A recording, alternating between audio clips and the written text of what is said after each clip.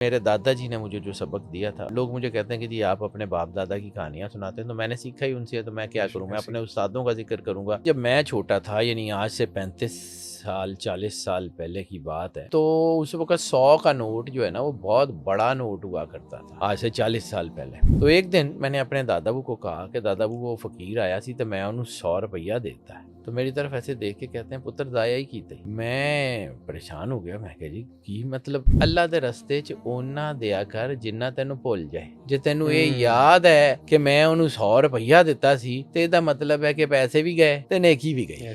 سو اللہ کے راستے میں وہ دیں جو آپ کو بھول جائے۔ اور قرآن پاک ہی میں یہ آیت ہے فَإِذَا فَرَغْتَ فَانْصَبْ وَإِلَىٰ رَبِّكَ فَارْغَب، کہ جب اپنے کاموں سے فارغ ہو جاؤ تو پھر اللہ کی طرف رجوع کرنے میں جلدی کرو۔ قرآن پاک میں ایک اصول ہے دولت کمانے کا کہ آپ کو اس بات کا پتہ ہو کہ آپ نے دولت کمانی کب ہے اور کب دولت کمانی چھوڑ دینی۔ اللہ کا حکم ماننا ہے۔ عبادت میں تجارت نہیں کرنی، تجارت میں عبادت بھلے کرتے رہیں، عبادت کے ساتھ تجارت کریں، لیکن عبادت میں تجارت نہیں کرنی۔ وہ بلے شاہ نے کہا تھا نا کہ تیرا دل کھٹاوے منڈے کڑیاں کیتی رب نال 420، تو اللہ کے ساتھ 420 نہیں کرنی۔ سرور انبیاء صلی اللہ علیہ وآلہ وسلم کی حدیث ہے، اگر تمہیں اس بات کا یقین ہو جائے کہ اللہ تمہارے ساتھ ہے تو اس بات سے بے خبر ہو جاؤ کون کون تمہارے مخالف ہے۔ توکل، اللہ پہ یقین رکھیں کہ اللہ ساتھ ہے۔ فضل انہینسمنٹ کا کہا تھا واللہ ذو الفضل العظیم۔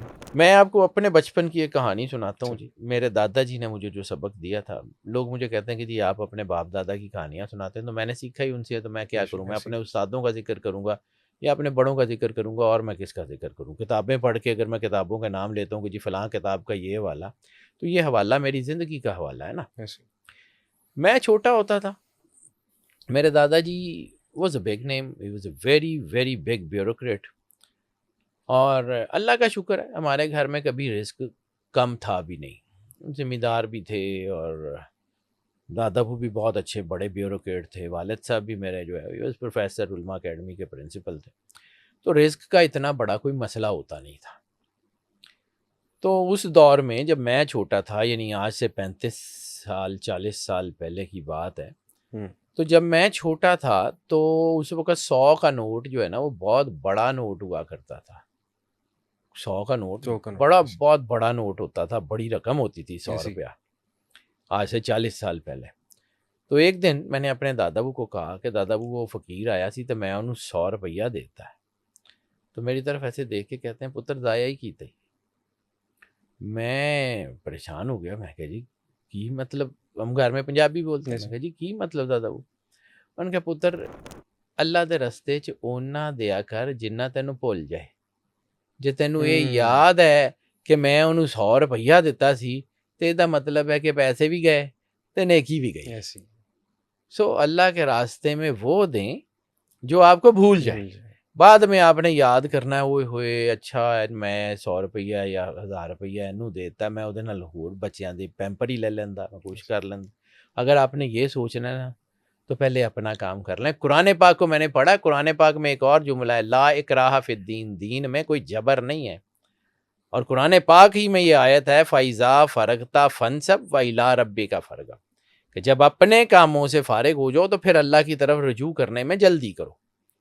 پہلے اپنی زندگی، جب حدیث کے لفظ ہیں کہ کلکم رائن و کلکم مسئول، کہ تم میں سے ہر ایک جو ہے اس کو اپنی رعیت کے بارے میں سوال کیا جائے گا، تو آپ کی رعیت آپ کے بچے ہیں، آپ کا گھر ہے، آپ کے والدین ہیں، آپ کے غریب رشتہ دار ہیں، پہلا سوال ان کا ہوگا کہ جی آپ تو باہر تو بہت بڑے جو ہے نا وہ دانو اور دیالو اور پتہ نہیں کیا کیا مشہور تھے کہ جی بڑا سخی ہے، تک گھر والے نو تسی پیسے نہیں سی دیندے، گھر والوں کا آپ نے خرچہ روکا ہوا تھا، تو اس کا جواب کون دے گا؟ دین بڑا بیلنس ہے، دین یہ نہیں کہتا کہ سارے پیسے جنہیں کماؤ انہیں جا کے صدقے جی دے دیو، اپنے بچوں کو بھی دیں، ان کا حق ہے۔ اور میں اپنی زندگی سے سیکھا ہے، میرے والد صاحب اللہ ان کی تربت پہ کروڑ رحمت نازل کرے، 5 سال پہلے ان کی ڈیتھ ہوئی ہے۔ میری زندگی میں 50 سال تقریباً میں زندگی گزار چکا ہوں، تو صرف 5 سال میں میں نے صرف ایک چیز سیکھی ہے کہ عیاشی صرف باپ کے مال پہ ہوتی ہے۔ اگر ہم نے ساری زندگی اپنے والد صاحب کے مال پہ عیاشی کیا تو ہمارے بچوں کا حق ہے کہ وہ بھی اپنے باپ کے مال پہ کل کو اللہ نے کہنا کہ جی تسی تو یاچیاں کرتے رہے ہو تو بخشیاں نو تسی کرائی نہیں. سو بیلنس کریں. دین بڑا خوبصورت ہے, ہم نے اس کو نا بڑا ہی وہ چیزوں میں پھنسا دیا ہوا. خیر یہ دو چیزیں جس کا میں نے ذکر کیا, تیسری کے اوپر چلتے ہیں جی. تیسری بڑی ہی اہم ہے, اس کے بارے میں نا لوگوں کا دھیان نہیں ہے. قرآن پاک میں ایک اصول ہے دولت کمانے کا کہ آپ کو اس بات کا پتہ ہو کہ آپ نے دولت کمانی کب ہے اور کب دولت کمانی چھوڑ دینی ہے. اچھا. آپ نے, یہ بڑا مشکل سی چیز کے اوپر آ رہا ہوں, یہ لوگوں کو سمجھ نہیں آتی. آپ کو یہ پتا ہو کہ آپ نے دولت کمانی کب ہے اور آپ نے کب دولت کمانی چھوڑ دینی. سورہ جمعہ, اے ایمان والو, جمعے والے دن, سورہ جمعہ کی آیت نمبر بھی میں نے یہاں لکھ کے رکھا ہوا تھا, وہ آیت کا نمبر مجھے نظر نہیں آ رہا. خیر سورہ جمعہ جو ہے وہ اذا نودی من صلاۃ الجمعہ والی آیت, کہ اے ایمان والو جمعے والے دن نماز کے لیے جب اذان دی جائے تو کاروبار چھوڑ دو, وزر البیع, تجارت چھوڑ دو اور نماز کی طرف لپکو. اور جب نماز پڑھ چکو تو دنیا میں پھیل جاؤ اور اللہ کا فضل تلاش کرو. اللہ کا فضل کیا ہے, فضیلت کیا ہے؟ اللہ کا فضل یعنی فضل کو سمجھے. فضل صفت الہی ہے نا, فضل ہے ایکسلنس. فضل کا ترجمہ ہے ایکسلنس, یعنی آپ کے پاس علم ہے تو اللہ کا فضل ہے تو you can best use your knowledge. آپ کے پاس پیسے ہیں, you can best use your knowledge, اگر اللہ کا فضل آپ کے اوپر ہے. فضل کیا ہے کہ چیزوں کی انہینسمنٹ. اللہ ان چیزوں پہ, یعنی آپ کے اوپر فضل ہے, آپ کے پاس فرض کیا کہ آپ نے کوئی ایک چیز خریدنی ہے, لیٹ سپوز 800 روپے کی. آپ کسی ایسی جگہ جاتے ہیں وہاں آپ کو 80% ڈسکاؤنٹ پہ وہ چیز مل جاتی ہے, آپ ایک کی بجائے 2 لے لیں گے. فضل کی وجہ سے اللہ نے آپ کے تھوڑے پیسوں میں برکت ڈال دی. لوگوں کو آئیڈیا نہیں ہے کہ برکت تعداد اور مقدار کی محتاج نہیں ہے. یعنی آپ کے پاس بہت پیسے ہیں, آپ نے ایک کام کے لیے رکھے ہوئے, فرض کیا گاڑی لینی ہے, کوئی بیماری آ گئی, وہ سارے پیسے بیماری پہ لگ گئے, برکت تو نہیں رہی آپ کے پیسوں میں, گاڑی تو نہیں آئی, پیسے بھی لگ گئے. پیسوں سے کچھ نہیں ہوتا, اس سے ہوتا ہے. وہ جس کے ساتھ وہ ہے وہ, اور آپ کو اس کی پاسداری کرنی ہے. یعنی جیسے یہودیوں کو اللہ نے یوم سبت پہ کہا تھا کہ مچھلی نہیں پکڑنی, مچھلی اس دن بہت ہوتی تھی اور یہودیوں نے کہا کہ یار باقی دنوں میں ہوتی نہیں ہے, اس دن ہوتی ہے. اللہ امتحان لے رہا تھا, انہوں نے ڈاج کرنے شروع کر دیے, اللہ نے ساری قوم اڑا کے رکھ دی. اللہ کا حکم ماننا ہے, عبادت میں تجارت نہیں کرنی. تجارت میں عبادت بھلے کرتے رہیں, عبادت کے ساتھ تجارت کریں, لیکن عبادت میں تجارت نہیں کرنی. قرآن پاک کہتا ہے وزر البیع, کہ جب نماز کے لیے جاؤ تو پھر ہے نہیں کہ مسلے تک رو کے بھی تسی گلے دا حساب کر دے رہو, پھر مسلے تک گلہ نہیں. یہ سمجھیے, یہ قرآن پاک کا اصول ہے, اس کو سمجھیے. اور جب آپ کو یہ سمجھ آ جائے گی کہ اللہ کا فضل کیا ہے اور کیوں اللہ کہتا ہے کہ تجارت ترک کر دو, یعنی یکسوئی کے ساتھ اللہ, میں نے بھی ایک آیت پڑھی تھی کہ فَإِذَا فَرَغْتَ فَانْصَبْ وَإِلَىٰ رَبِّكَ فَارْغَب. اللہ کہتا ہے کہ اپنے ذہن کو اپنے کام کاروبار سے خالی کر کے میری طرف آؤ تاکہ صرف میرے نور سے اپنے آپ کو مزین کر سکو. یہ نہیں ہے کہ آدھا دھیان ادھر اور آدھا دھیان ادھر. وہ بلے شاہ نے کہا تھا نا کہ تیرا دل کھٹاوے منڈے کڑیاں کیتی رب نال 420, تو اللہ کے ساتھ 420 نہیں کرنی, یہ یاد رکھیے گا.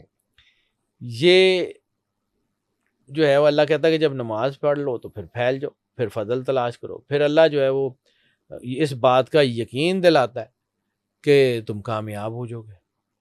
یعنی اگر اللہ آپ کے ساتھ ہے, سرور انبیاء صلی اللہ علیہ وآلہ وسلم کی حدیث ہے کہ اگر تمہیں اس بات کا یقین ہو جائے کہ اللہ تمہارے ساتھ ہے تو اس بات سے بے خبر ہو جاؤ کون کون تمہارے مخالف ہے. حالات مخالف ہیں, چیزیں مخالف ہیں, نہیں ہو رہی ہیں, یقین ہی نہیں ہے نا اللہ پہ, اس کو کہتے ہیں توکل. تو چوتھی چیز ہے ٹرسٹ ان گاڈ, توکل. اللہ پہ یقین رکھیں کہ اللہ ساتھ ہے. فضل انہینسمنٹ کا کہا تھا، واللہ ذو الفضل العظیم، تو جو دو عظیم ترین فضل والا رب اگر آپ کے ساتھ ہے تو وہ آپ کے کام کیا کرے گا۔ اور میں ایک بات کہتا ہوں، لوگوں کو سمجھ نہیں آتی، میں اس کو تھوڑا سا تفصیل سے بیان کرتا ہوں۔ وجود انسانی وہ نرسری ہے جس میں اللہ کی صفات کاشت ہوتی ہے۔ آپ کسی کے اوپر رحم کا معاملہ کرتے ہیں تو کل رحمان تو وہ ہے، لیکن آپ کے اندر رحم دلی آتی ہے تو اس کا مطلب ہے اس کے رحم کی کل صفت میں سے جزوی حصہ کچھ تھوڑا سا آپ کو مل گیا۔ ماں بچوں کی یا باپ بچوں کی پرورش کرتا ہے، پروردگار تو وہ ہے، لیکن آپ جب بچوں کی پرورش کرتے ہیں، نرشمنٹ کرتے ہیں، ان کا احساس کرتے ہیں، تو اللہ کی اس کل صفت میں سے تھوڑا سا حصہ تو آپ کے اندر ہے۔ Yes. آپ جب کسی کے ساتھ سخاوت کا معاملہ کرتے ہیں، کل سخی تو وہ ہے، جزوی آپ کے اندر بھی اس کا ہے، کیونکہ انسان کو سمجھنا پڑے گا کہ انسان ہے کیا۔ انسان احسن تقویم پہ بنا ہے، انسان کے اوپر اللہ کو فخر ہے، اللہ کو اس بات پہ فخر ہے کہ اس نے انسان بنایا ہے، اسی لیے انسان کو سجدہ کرایا۔ اور انسان کو یہ بھی سمجھنا پڑے گا کہ انسان کے اندر انگریڈینٹس کون کون سے رکھے ہیں اللہ نے، جس کے اوپر اللہ کو فخر ہے۔ ایسے ہی عام سی چیز کے اوپر تو اللہ فخر بھی نہیں کرتا نا۔ آدم علیہ السلام کو سجدہ کرایا اس وقت کہ جب اللہ نے کہا فَنَفَخْتُ فِيهِ روحی، کہ میں اپنی روح، اپنا امر جب آدم میں ڈالوں تو اس کو سجدہ کرنا۔ یعنی سجدہ آدم کے بت کو نہیں ہے، سجدہ آدم کے جسم کو نہیں ہے، سجدہ آدم کے وجود کو نہیں ہے، سجدہ اس امر الہی کو ہے۔ یعنی آدم کا میجر انگریڈینٹ تو وہ روح ہے نا، فَنَفَخْتُ فِيهِ روحی کا راز۔ اچھا، دوسرا، سرور انبیاء صلی اللہ علیہ وآلہ وسلم نے فرمایا کہ آدم کو میری شباہت پہ بنایا گیا۔